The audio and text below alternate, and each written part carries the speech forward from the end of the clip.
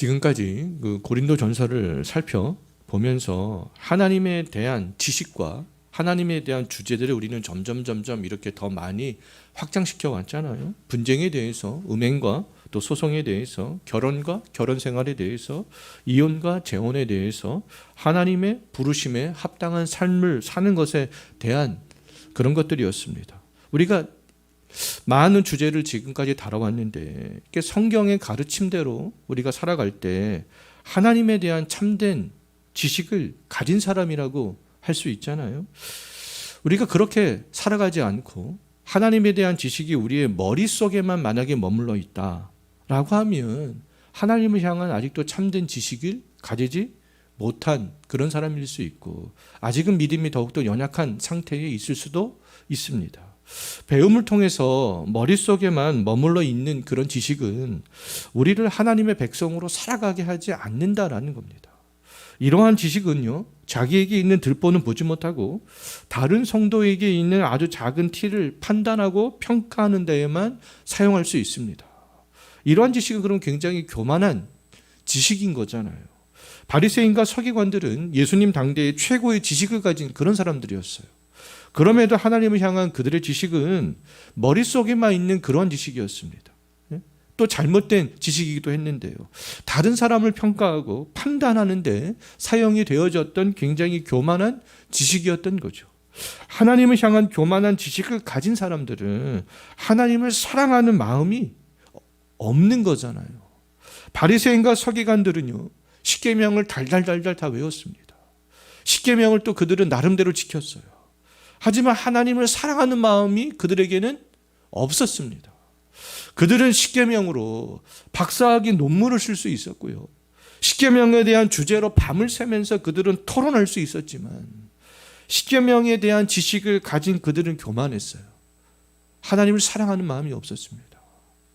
우리는 하나님을 아는 지식을 추구하는 것이 굉장히 마땅한데요. 하나님이 어떤 분인지 알아야 되는데요. 그런데 하나님을 아는 지식이 우리의 머릿속에만 머물러 있다면 그것은 참된 지식이 아니다라는 겁니다.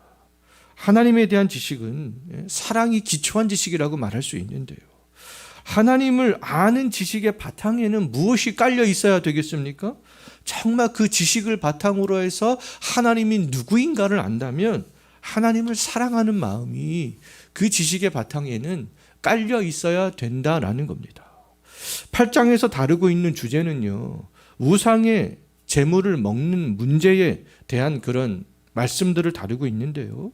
자, 고린도 교회에는 성도들 간에 우상에게 바쳐졌던 재물을 먹는 문제로 갈등이 있었습니다. 어떤 성도들은 먹어도 된다 이렇게 주장했고 또 어떤 성도들은 먹어서는 안 된다 이렇게 주장을 했어요. 각각의 주장을 한 성도들은요, 나름대로 하나님을 아는 지식들이 있었겠죠. 나름대로 자기가 알고 있는 성경의 지식, 하나님에 대한 지식, 그것을 근거로 해서 그렇게 이야기를 했을 것입니다. 오늘날 우리에게는 우상의 제물을 먹는 문제가 심각한 문제가 아니잖아요. 우상의 제물을 먹는 것은 제사를 지내는 일부의 사람들에게만 해당이 되기 때문에 그렇습니다. 그러나 2000년 전 고린도에서는 그렇지 않았어요. 마치 오늘날 우리들에게 인터넷 문화가 일반적이잖아요. 마찬가지로 이 고린도에서는 우상과 신전의 문화가 일반적이었습니다. 현대사회에서 인터넷이 없다면 우리는 할 수 없는 것들이 너무나 많아지고요. 삶의 불편을 굉장히 감수할 수밖에 없습니다. 병원이나 관공서나 회사나 학교 등 인터넷이 안 되면 다 마비가 될 수밖에 없어요. 오늘날 인터넷이 없는 그런 세상을 상상할 수가 없듯이 2000년 전 고린도에서는요, 우상의 제물이 그러했습니다. 모든 사람들이 신전에 다 출입을 했고요. 우상의 제물을 신전에 많은 사람들이 다 바쳤어요. 우상에게 바쳐졌던 제물은 또 시장에 나와 사람들에게 팔려나갔습니다. 많은 사람들이 그 우상에게 바쳐졌던 제물을 시장에 나오면 그것들을 다 사서 먹었어요. 고린도 사람들이 먹었던 대부분의 음식들이 다 신전에서 우상에게 바쳐졌던 그런 제물들이었습니다. 고린도 성도들에게 있어서 우상의 제물을 먹는 문제는 그럼 단순한 문제가 아니었습니다. 생존과 관련이 있는 그런 문제였던 거죠. 바울은 우상의 제물을 먹어도 된다 또는 안 된다라는 답변을 먼저 하지 않습니다. 그렇다면 우상의 제물에 대해서 말하면서 사도 바울이 무엇을 먼저 강조하는가? 1절 한번 보십시오. 우상의 제물에 대하여는 이렇게 이야기를 해놓고 바울이 지금 무엇에 대해서 이야기를 하고 있습니까? 지식보다는 사랑을 강조하는 것 같아요. 지식보다 사랑을. 교만하게 하는 지식과 덕을 세우는 사랑에 대해서 대조하면서 먼저 이야기를 하는 것을 볼 수 있잖아요. 자, 이것은요, 우리의 지식이 나아갈 방향성에 대해서 말해주고 있는 것입니다. 우리에게 세상의 지식을 포함해서 하나님을 아는 지식이 있다면 그 지식의 방향성은 어디를 향해야 된다라는 겁니까? 사랑으로, 덕으로, 덕을 세우는 것으로. 그런 지식이 이런 방향으로 나아가야 된다라는 것이죠. 사랑이 더해진 지식은 덕을 세우지만 다른 성도에게 덕을 세우고 이 교회에 모인 이 교회라는 이 공동체에 덕을 세우지만 이 사랑에 빠진 지식은 바리새인들과 이 서기관들이 가졌던 것처럼 덕을 세우지 못합니다. 교만하게 하는 것이죠. 의사들이 말기암 환자에게 사용하는 마약은 선한 거잖아요. 그런데 육체적 쾌락을 목적으로 마약을 사용한 사람들에게는 악한 것입니다. 의사와 육체적 쾌락을 목적으로 한 사람들은 모두 마약에 대한 지식을 다 가지고 있잖아요. 그런데 의사는 환자를 사랑하는 마음이 있지만 고통을 어떻게 하면 경감시켜 줄까? 그런 마음이 있지만 육체적 쾌락을 목적으로 하는 사람은 마약에 대한 지식이 있어도 자기도 다른 사람도 사랑하는 마음이 없는 거 아니겠습니까? 덕을 세우지 못하는 것이죠. 십계명에 대해서 율법에 대해서 전문가였던 바리새인들과 서기관들도 지식의 방향성이 그런 사랑이나 덕이 아니었기 때문에 자기도 다른 사람도 천국에 들어가지 못하도록 천국 문을 막아서는 그런 역할들을 그들이 했잖아요. 그들의 지식은 하나님과 다른 사람을 사랑하는 마음이 없는 교만한 지식이었습니다. 우상의 제물을 먹는 문제도 마찬가지인데요. 우상의 제물에 대한 찬반을 이야기하기 전에 이거 먹어도 되는가? 먹어서는 안 되는가? 우리가 그것을 먼저 생각하기 전에 해야 될 것은 뭐냐면 우상의 제물을 먹는 문제를 결정함에 있어서 그 밑에 바탕이 되어져야 될 것은 내가 다른 성도를 생각하는 마음이 있느냐, 다른 성도를 사랑하는 마음이 있느냐, 하나님을 사랑하는 마음이 있느냐, 다른 성도에게 덕을 세우고자 하는 마음이 있느냐, 그것이 우선이라는 겁니다. 바울은 오늘 본문에서 그것에 대해서 강조하고 있는 것을 볼 수 있어요. 다른 성도에게 덕을 세우는 사랑이 부족하다면 하나님의 속성에 대해서 우리가 많이 알고 있다 할지라도 무한하신, 불변하신, 전지하신, 전능하신, 편재하시는 그런 하나님의 속성에 대해서 우리가 많이 알고 있다 할지라도 또 성경에 대한 많은 주제에 대해서 알고 있다 할지라도 하나님을 알지 못하는 것이다. 2절에 보면 그렇게 말씀하고 있어요. 하나님을 사랑한다고 입술로 고백하고 하나님의 사랑에 대해서 200쪽 내지 300쪽 아니면 400쪽, 500쪽이 되는 분량의 책을 쓸 수 있다 할지라도 다른 성도를 미워한다면 요한일서 4장 20절에서 말씀하고 있잖아요. 하나님을 사랑하는 것이 아니다. 그렇게 말씀하고 있습니다. 고린도 성도들이 먼저 집중해야 할 것은 그런 우상의 제물을 먹는 문제가 아니었습니다. 먹어도 되는가 안 되는가? 이것이 아니었어요. 우상의 제물을 먹든지 먹지 않든지 보다 더 중요한 것은 좀 전에도 말씀을 드렸지만 다른 성도를 내가 정말 사랑하는 마음이 있는가 없는가? 그것을 먼저 생각하는 거였습니다. 우리들도 우상의 제물을 먹는 문제를 포함해서 어떤 행동들을 하려고 할 때 이것을 해도 되는가? 또는 해서는 안 되는가? 이것을 먼저 생각하기 전에 내가 그렇게 했을 때 이것이 하나님과 다른 성도에게 유익이 되는가? 다른 성도를 내가 정말 사랑하는 마음으로 하려고 하는가? 이것을 먼저 생각할 수 있어야 된다라는 겁니다. 그러면 보다 더 선명하게 내가 이것을 해야 되는가? 하지 말아야 되는가? 내가 어떻게 해야 되는가? 그것에 대한 해답을 보다 더 선명하게 찾을 수 있게 된다라는 거예요. 중요한 것은 우상의 제물을 먹는 유무가 아닙니다. 중요한 것은 다른 성도를 사랑하는 마음이 있는가? 그거예요. 다른 성도를 사랑하는 것이 곧 하나님을 사랑하는 것이기 때문에 그렇습니다. 요한일서 4장 20절에서 분명히 말씀하고 있어요. 성도를 교만하게 하지 않는 지식은 다른 성도를 사랑하는 겁니다. 지식이 우리들을 교만하게 하지 않기 위해서는요, 그럼 우리가 또 하나님을 향한 참된 지식이 무엇인가?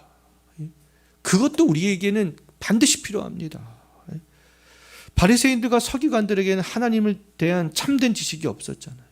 예수님을 하나님으로 인정하지 않았습니다. 하나님에 대한 참된 지식이 그들에게는 없었던 것이죠. 하나님을 향한 참된 지식을 갖지 못한 채 바리새인들과 서기관들처럼 십계명을 외우고 성경 구절을 외우는 것은 아무 소용없는 거 아니겠어요? 성자 하나님을 인정하지도 않고 부인하면서도 성경 구절들을 줄줄줄 외우는 것이 그 무슨 유익이 있겠습니까? 그럼 우리는 하나님을 향한 그런 바른 지식이 있는가? 이것도 우리가 점검을 해야 될 필요가 있습니다. 그 지식 가운데, 바른 지식 가운데 하나님도 사랑하고 이웃도 사랑할 수 있는 그런 힘이 나올 수 있기 때문에 그렇습니다. 하나님을 향한 지식이 잘못되면요, 하나님도 또 성도를 사랑하는 것도 잘못된 방향으로 나아갈 수밖에 없어요. 우리가 알고 있는 어떤 이단들은 하나님에 대해 잘못된 지식을 가지고 있잖아요.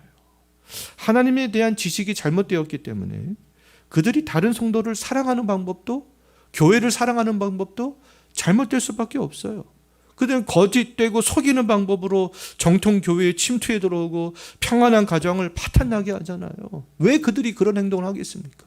하나님에 대한 지식을 바르게 알지 못하기 때문에 그런 행동들을 하는 거 아니겠어요? 거짓말하고 속이고. 그들은 하나님을 사랑한다라고 말하지만 하나님을 향한 이 잘못된 그 지식 때문에 하나님을 사랑하는 마음, 하나님을 사랑하는 그 방식이 잘못된 것이죠. 교회를 사랑하는 방식이 잘못될 수밖에 없었습니다. 마치 어떤 사람들이 사랑해서 스토킹을 하고 사랑해서 데이트 폭력을 한다고 말하는 것과 같잖아요. 이러한 사람들은 사랑에 대한 지식이 잘못된 거 아니겠어요? 지식이 잘못되었기 때문에 사랑하는 방식도, 표현하는 방식도, 접근하는 방식도 잘못될 수밖에 없잖아요. 세상에는 신이라고 불리우는 존재가 많습니다. 종교다원주의가 인간이 보기에는 좋아 보입니다. 그러나 다른 종교에서 말하는 신을 인정하는 것은 유일하신 하나님을 부정하는 거예요. 하나님을 향한 지식이 잘못된 거 아니겠습니까? 내가 믿는 하나님, 좋다. 너희가 믿는 하나님, 나도 그거 인정할게. 이렇게 되는 것은요, 하나님을 향한 지식이 잘못된 거예요. 다른 종교에서 말하는 신을 인정하는 것은 하나님에 대해서 어떤 말을 한다 할지라도, 하나님을 사랑하는 마음으로 형제를 사랑한다 할지라도 하나님에 대해서 잘못된 지식을 가지고 있는 겁니다. 하나님에 대한 바른 지식은요, 6절에 있잖아요. 한 분 하나님을 인정하고 믿는 거예요. 세상에 많은 종교가 갖고 있는 그 신을 인정하는 것이 아닙니다. 한 분 하나님을 인정하고 믿는 거죠. 그 한 분 하나님은 우리가 삼위일체 하나님을 할 때 다 생각해 봤잖아요. 본질에 있어서는 한 분이지만 그 한 분 하나님이 존재하는 방식은 삼위다. 성부, 성자, 성령으로 실제하신다라는 거 아니겠어요? 본질이 같은 한 분 하나님이 실제하는 방식은 성부, 성자, 성령입니다. 때문에 6절에서 한 하나님을 아버지로 말씀하고 있고 또 한 주 예수 그리스도를 말씀하고 있는 거 아니겠어요? 우리가 믿는 한 하나님은 본질은 같지만 삼위로 존재하시는 하나님이 되겠습니다. 예? 성부 하나님은 창세 전에 우리를 택하셨잖아요. 성자 하나님의 택하심이 우리에게 이루어지도록 인간의 몸으로 이 땅에 오셔서 십자가에서 죽으시고 부활 승천하셨습니다. 성령 하나님께서는 성자 하나님이 우리를 위해서 십자가에서 하신 일들을 믿을 수 있도록 우리의 영혼에 적용하는 일들을 하시는 거잖아요. 우리가 알아야 할 하나님에 대한 바른 지식은 한 분 하나님이 되겠습니다. 단일성과 복수성의 개념으로 존재하시는 한 분이지만 실제하는 방식은 삼위로, 한 분 하나님이 삼위로 존재하는 것을 인정하지 않는 기독교는 다 이단입니다. 다 이단들이에요. 우리는 바른 하나님에 대한 지식을 가지고 있을 때 다른 성도를 그때야 비로소 사랑할 수 있게 되는 거예요.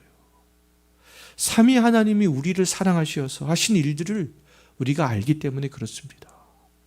다른 성도를 사랑하지 못하는 것은 삼위 하나님에 대한 바른 지식이 없기 때문이고요. 삼위 하나님에 대한 바른 지식이 없기 때문에 다른 종교에서 믿는 신을 인정하는 것이고요. 또 더 나아가 우상을 섬기게 되는 것이죠. 고린도 사람들은 태어나면서부터 우상의 문화를 접했습니다. 그 우상을 섬기는 것, 신전에 출입하는 것, 그것이 그들의 그냥 일상이었어요. 성도가 되었지만 우상의 문화에서 완전히 벗어나지 못한 성도들도 있었어요. 지금도 교회 안에 그런 분들이 있잖아요. 교회 출입하지만 예전 과거의 그런 삶들을 벗어버리지 못한 그런 모습들, 특히 우상을 섬겼던 그런 어떠한 그런 생각들이 잠재의식 가운데 또 자기의 행동 가운데 여전히 남아있는 그런 분들이 있습니다. 그 이유에 대해서 7절을 보면 알 수 있는데요. 7절에서 우상을 섬기는 것에 대해서 뭐라고 말씀하고 있습니까? 습관이다, 습관. 다른 말로 하면 관습이요, 전통이요, 문화라는 겁니다. 그들에게는 이미 교회 안으로 들어온 성도들이지만 그들이 인생을 수십 년 동안 살면서 우상을 섬기는 것은 그들의 문화 가운데 젖어 들어 있었던 것이고 이미 습관 가운데 있었던 것이라는 것이죠. 우상을 섬기는 것은 이 고린도 사람들에게 이미 익숙한 문화요, 전통으로 굳어져 왔기 때문에 성도가 되었지만 그것이 잘못이라는 것을 알지 못하는 그런 초신자들이 이 고린도 교회 안에는 여전히 있었던 거예요. 성도가 된 사람들도 이미 우상의 문화에서 완전히 벗어나지 못했던 거죠. 할아버지도 아버지도 이웃에 있는 많은 사람들도 여전히 뭐합니까? 우상의 문화에 젖어 있기 때문에 그런 거 아니겠어요? 자기 자신도 성도가 되기 전까지 그러한 문화 속에 있었기 때문에 그렇습니다. 교회 와서 예배를 드렸는데 집에 가면은 온 가족이 또 우상의 문화에 그렇게 젖어 있는 그런 경우들이 지금 굉장히 많이 있었던 거죠. 성도가 되었지만 또 아직 믿음이 연약하여서 왠지 우상의 문화에 참여를 안 하면 신이 노할 것 같고 왠지 안 좋은 일들이 생길 것 같은 생각이 여전히 그 성도의 그 마음 가운데는 그런 생각이 지배하기 때문에 그렇습니다. 때문에 이 교회에 출입하면서도 내가 하나님도 섬기고 우상을 섬기면 이게 다 좋지 않겠는가? 그렇게 생각을 하게 되는 것이죠. 이러한 성도들은 그런데 아직 한 분 하나님에 대한 유일신에 대한 지식이 부족한 거 아니겠어요? 한 분 하나님이 어떤 분인지를 안다면 우상은 신도 아니고 아무것도 아니라는 것들을 알게 되는 거 아니겠어요? 한 분 하나님은 우리의 육체와 영혼을 살릴 수도 있고 죽일 수도 있지만 다양한 형상으로 만들어진 그 우상과 악한 영적인 존재는 하나님이 허락하지 않으면 아무것도 할 수 없습니다. 우리에게 그 어떤 영향력도 미칠 수 없는 거 아니겠어요? 신앙 안에 들어와 있으면서도 우상과 악한 영적인 존재의 영향력에서 완전히 벗어나지 못하는 것은 그 초신자들의 생각 속에 우상에 대한 습관이 여전히 자리를 잡고 있기 때문에 그렇습니다. 그래서 귀신 영화나 소설을, 그런 귀신 소설에 대해서 그런 것들을 많이 보게 되면 귀신의 영향력에 나도 모르게 사로잡히게 되는 것과 똑같습니다. 귀신의 문화가 나도 모르는 사이에 습관이 되어져 버리는 거 아니겠어요? 일상을 살아갈 때 영화나 소설에서 본 귀신이 내 삶에 영향을 미친다면 귀신의 어떠한 영향력들을 믿고 있는 것이 아니겠습니까? 잠재의식 가운데 내가 그런 것들을 믿고 있는 것이죠. 우상의 제물도 마찬가지가 되겠습니다. 우상과 우상에게 드려진 제물은 아무런 영향력을 발휘할 수 없어요. 그럼에도 한 분 하나님에 대한 지식을 온전히 알지 못해서, 그 믿음이 없어서 과거 우상을 섬기던 습관이 여전히 자리를 잡고 있다라는 것이죠. 교회 안에 있는 어떤 성도들 가운데는요, 그리스도인이 되기 전에 제사를 지내본 경험이 있거나 우상을 섬겨본 경험이 있는 초신자들에게 그러한 경향이 아주 두드러집니다. 이러한 초신자들은 우상에게 들어졌던 제물을 먹을 때에 이게 우상이 어떤 영향력이 있는 것을 의식할 수밖에 없어요. 제사를 지냈던 그런 제물을 먹을 때에도 마찬가지잖아요. 우리의 조상들이 그런 생각들을 은연중에 하게 되는 거 아니겠습니까? 자, 이러한 생각을 하는 초신자들이 우상에게 드려진 제물을 근데 먹는 것과 한 분 하나님에 대한 지식이 확고한 성도들이 우상에게 드려진 제물을 먹는 것은 오늘 본문을 보면 똑같지 않다, 다르다, 이렇게 얘기를 하고 있습니다. 우상의 제물을 먹는 행위는 똑같을 수 있지만 그들의 생각은 다르다라는 것이죠. 한 분 하나님에 대한 지식이 있는 성도들이 우상에게 드려진 음식을 먹는 것은 아무런 문제가 되지 않는다, 이렇게 말씀하고 있습니다. 한 분 하나님을 믿는 사람들이 우상의 제물을 먹을지라도 전혀 양심에 가책이 되지 않습니다. 왜요? 그 우상은 아무것도 아니라는 것을 알기 때문에, 오직 내가 믿는 그 한 분 하나님이 유일신이라는 그런 것들을 믿기 때문에 그렇습니다. 그러나 우상에 대한 여전히 습관이 어떤 자기의 의식 가운데 남아있는 그런 성도들은 우상의 영향력을 믿는 사람들이잖아요. 이러한 사람들이 우상에게 드려진 제물을 먹는 것은 양심을 더럽히는 것이다, 그렇게 말씀하고 있습니다. 우상의 영향력이 지금도 미치고 있다라는 것들을 은연중에 믿고 먹기 때문에 그렇습니다. 8절 한번 보십시오. 근데 뭐라고 말씀하고 있습니까? 음식이 우리를 하나님 앞에 나아가게 하는 것이 아니다. 그럼 음식은 중요한 것이 아니다라는 거잖아요. 즉 음식이 하나님과 우리 사이를 결정할 수 있는 그런 요소는 아니다라는 거잖아요. 우리가 특정한 음식을 먹지 않는다 해서 잘못되는 것도 아니고, 음식을 먹는다고 해서 더 잘 되는 것도 아닙니다. 하나님 앞에서 음식 자체는 아무런 효력을 발생할 수 없다라는 거죠. 음식을 먹는 유무에 따라서, 우상에게 드려진 그런 음식을 먹는 유무에 따라서 하나님과 우리 사이가 결정이 되어지는 것이 아니다라는 겁니다. 하나님과 우리 사이를 결정하는 것은요, 한 분 하나님에 대한 지식을 바르게 아는 것이잖아요. 그리고 하나님을 사랑하는 것으로 우리가 표현하는 것입니다. 하나님을 아는 지식이 바르다면 우리가 그 하나님께서 원하시는 것들을 당연히 할 수밖에 없는 거 아니겠어요? 하나님은 바른 지식으로 하나님을 사랑하는 사람을 알아주시는 분이다. 정말 우리가 하나님에게 기억되기를 원하는 사람이 되고, 하나님이 나 좀 알아봐 줬으면 좋겠는데, 회사에서도 어떤 직장 상사가 나 좀 알아봤으면 좋겠는데, 나보다 높은 위치에 있는 사람이 좀 나 좀 알아봤으면 좋겠는데, 우리에게 그런 마음이 있잖아요. 3절 한번 보세요. 하나님이 누구를 알아봐 주신다라고 말씀하고 있어요. 바른 지식으로 하나님을 사랑하는 사람을 하나님은 알아주신다라는 거 아니겠습니까? 하나님은 우리들이 우상의 제물을 먹는 것으로 또는 먹지 않는 것으로 우리를 알아주지 않는다라는 겁니다. 하나님이 알아주는 사람이 정말 되기를 원한다면 하나님이 원하시는 삶들을 살아가면 돼요. 그러면 하나님께서 우리를 알아주신다라는 거예요. 하나님이 알아주시는 사람은 한 분 하나님에 대한 바른 지식을 바탕으로 다른 성도들에게 덕이 되는 선택과 결정을 하는 사람입니다.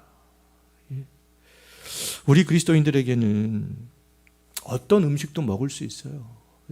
어떤 음식도 먹을 수 있는 자유가 우리 그리스도인들에게 있습니다. 하나님이 창조하신 모든 만물은 로마서 14장 20절 말씀을 보게 되면 다 깨끗하다 이렇게 말씀하고 있습니다. 음식이 하나님과 우리 사이를 결정하는 게 아니잖아요. 깨끗하지 않은 것은요, 하나님을 아는 지식과 사랑이 없는 우리의 마음이고요, 잘못된 선택과 결정을 따라가는 우리의 행동이 깨끗하지 않는 것이죠. 음식 자체가 깨끗하지 않는 것은 아니다라는 겁니다. 하나님이 창조하신 모든 만물은 다 선한 거잖아요. 하나님이 주신 창조물로 인간이 만들어내는 모든 음식도 다 선합니다. 우리가 그래서 먹을 수 있어요.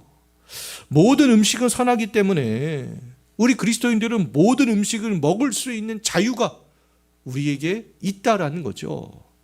한 분 하나님을 믿는 성도들에게는요, 우상의 제물을 먹는 것도 아무런 문제가 되지 않습니다. 내가 한 분 하나님을 믿는 믿음이 확고해요. 그러면 저 음식이 우상에 들어졌던 제물이라는 것들을 알고 있어요. 그럼 먹어도 괜찮다라는 거예요. 아무런 상관없다.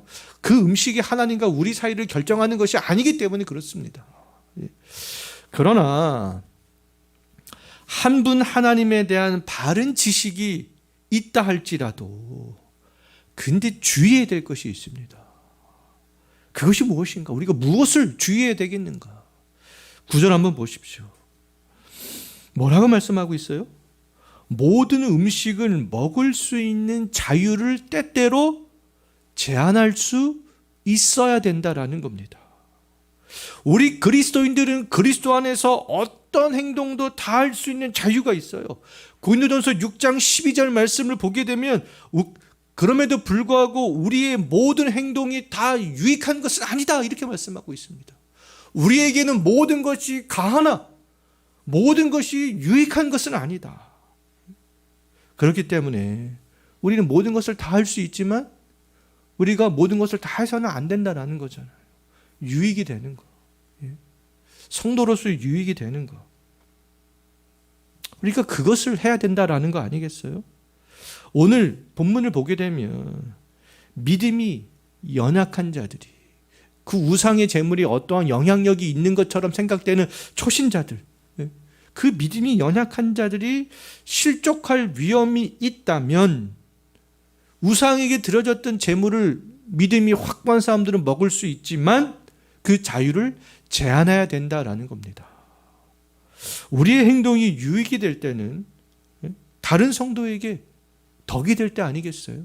우리의 행동이 유익일 때는 하나님께 영광이 될 때가 아니겠습니까? 특히 믿음이 연약한 자들, 아직도 한 분 하나님에 대한 지식과 믿음이 부족하여서 우상과 악한 귀신에게 어떤 영향력이 있다고 생각하는 그 사람들에게 덕이 될 때가 그렇습니다. 다른 성도에게 덕이 될 때 우리는 무엇이든지 할 수 있어요. 덕이 되지 않는다면 무엇이든지 가하나 그것이 유익하지 않다면 그 자유를 제한해야 된다라는 거죠. 10절 한번 보십시오. 지식이 있다는 것은 이렇게 얘기하고 시작하고 있잖아요. 지식이 있다라는 것은요, 한 분 하나님에 대한 지식이 있는 것을 말합니다. 우리에게 한 분 하나님, 그 삼위 하나님에 대한 그 믿음에 대한 지식이 있다면 그 사람들은 그리스도 안에서 무엇이든지 할 수 있는 자유가 있다. 그럴지라도 믿음이 연약한 성도를 위해서는 그 자기의 자유를 제한해야 된다. 주변에 한 분 하나님에 대한 지식이 부족한 사람, 우상과 귀신의 영향력이 아직도 있다라고 생각하는 초신자들이 있다면 그럼 우상의 제물을 먹어서는 안 된다라는 거 아니겠어요? 내가 어떤 행동들을 다 할 수 있지만 내가 하는 그 행동이 믿음이 연약한 자들에게 걸림돌이 된다면 우상의 제물을 먹는 문제뿐만 아니라 내가 그 어떤 행동을 할 수 있는 자유도 제한할 수 있어야 된다라는 것이죠. 왜 그렇습니까? 왜 믿음이 좋은 고린도 성도들이 연약한 성도들을 위해서 우상의 제물을 먹을 수 있는 자유를 왜 제한해야 되겠어요? 내가 믿음이 있다고 음식을 먹으면 하나님을 아는 지식이 없는 성도는 더욱더 담대하게 우상의 제물을 먹기 때문에 그렇습니다. 저 사람은 내가 볼 때 초신자가 아닌데 믿음이 있는 사람인데 저 사람이 우상의 제물을 먹네? 그럼 나도 먹어도 되는 거 아니야? 근데 그 사람이 초신자들이 먹는 거는 뭐예요? 그들의 잠재의식 가운데는 여전히 우상이 어떤 영향력이 있는 것처럼 생각하고 있는 사람들이잖아요. 근데 그런 사람들도 역시 담대하게 그냥 우상의 제물을 먹을 수 있기 때문에 그렇습니다. 우상의 제물을 먹으면서 우상의 영향력들을 그 사람들은 더 많이 생각하게 되는 것이죠. 그러면 초신자들은 하나님에 대한 바른 믿음으로 바른 신앙생활하는 태도로 성장해 나갈 수 있겠어요? 성장해 나갈 수 없는 거 아니겠습니까? 11절에서는 하나님을 아는 지식이 있는 사람이 믿음이 연약한 자가 있음에도 그 우상의 제물을 먹으면 그 믿음이 연약한 자를 멸망으로 인도하는 것이다. 바리새인들과 서기관들이 자기도 천국문에 들어가지 못하고 다른 사람들도 천국문에 들어가지 못하도록 막아선 것과 똑같은 일들을 하고 있는 것이다. 지금 그렇게 말씀하고 있잖아요. 하나님을 아는 지식이 있는 사람은 우상에게 드려진 제물을 먹어도 멸망의 길로 가지 않습니다. 한 분 하나님에 대한 믿음이 확고하기 때문에요.